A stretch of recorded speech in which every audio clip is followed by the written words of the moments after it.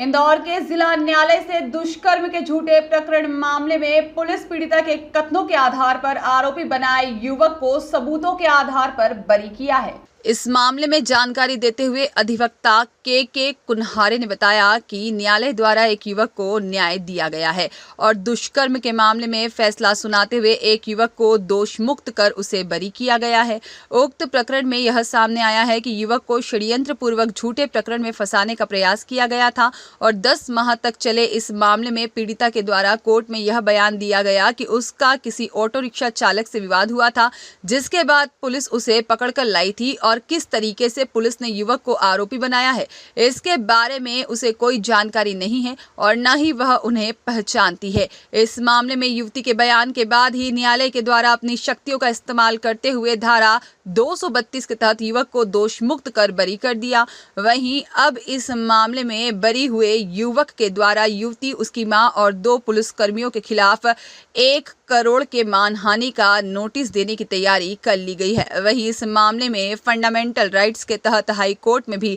परिवाद दायर किया जा रहा है। साथ ही मुख्यमंत्री से भी दोनों ही पुलिसकर्मियों पर सख्त कार्रवाई को लेकर आवेदन किया जा रहा है।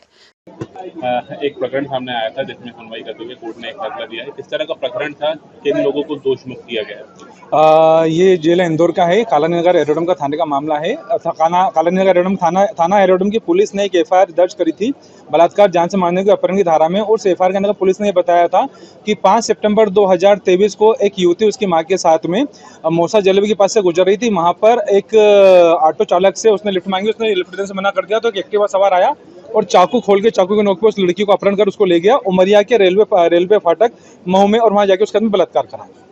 जहां पर उक्त युवती ने बलात्कार होने के बाद में उक्त युवती ने चाय पीने की इच्छा जाहिर करी उस युवक आरोपी से, बोले मुझे चाय पीने की इच्छा हो रही है। तो जब युवक आरोपी उसको राजपूत ढाबे पे ले गया तो युवती ने आसपास के लोगों की मदद से उस युवक को पकड़वाया और थाना किशनगंज के अंदर जीरो में कायमी करवाते हुए बलात्कार, जान से मारने और अपहरण की धारा में कायमी करवाते हुए युवक से पकड़वा दिया। जिसके बाद वो मामला असल कायमी के लिए थाना एरोड्रम आया। थाना एरोड्रम ने उसके अंदर जो असल कायमी करी, लेकिन उसको वहां पे पकड़ते हुए आरोपी को पकड़ते हुए न दिखाकर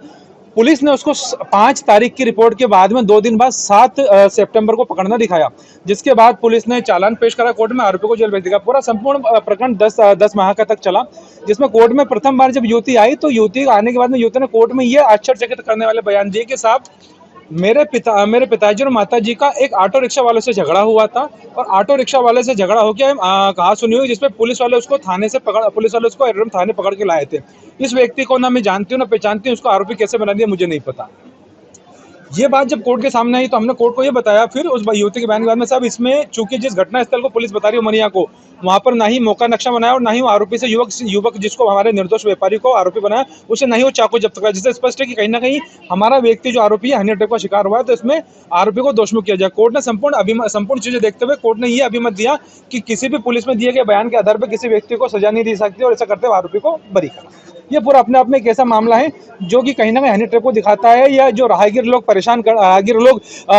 जो आप नाइट कल्चर में जैसे का देखा होगा लड़के लड़की झगड़े करते हैं, उनकी आप मदद करने जाते हो तो कहीं ना कहीं जो मदद करता है वही प्रताड़ित हो जाता है, वो उसी को शिकार हो जाता है। ये उसका समकक्ष एक मामला है जिसमें हनी ट्रैप के माध्यम से इस युवती उसके परिवार ने इस व्यापारी से पैसे की डिमांड भी करी थी। इसके बाद अब चूंकि हमारे जो कि आरोपी बरी हो गया है, कोर्ट ने इसमें धारा 232 का आप शक्तियों का इस्तेमाल करते हुए अन्य गवाहों को ना बुलाते हुए युवती के बयान के बाद ही इसमें बरी करते। हम उस युवती उसकी माता सहित 2 पुलिसकर्मी, जो सब इंस्पेक्टर एक थाना किशनगंज की जिसने झूठी एफआईआर लिखी और थाना एरोड्रम का पुलिस सब इंस्पेक्टर जिसने इसके अंदर झूठा इन्वेस्टिगेशन का, उनके खिलाफ 1 करोड़ रुपए की मानहानि का व्यापारी की तरफ से नोटिस भी भिजवा रहे हैं और साथ में ही फंडामेंटल राइट को लेकर हाईकोर्ट में पिटीशन लगा रहे हैं और माननीय मुख्यमंत्री महोदय से भी हमने इन पुलिस वालों के खिलाफ सख्त कार्रवाई की मांग। ब्यूरो रिपोर्ट, सत्याग्रह न्यूज, मध्य प्रदेश।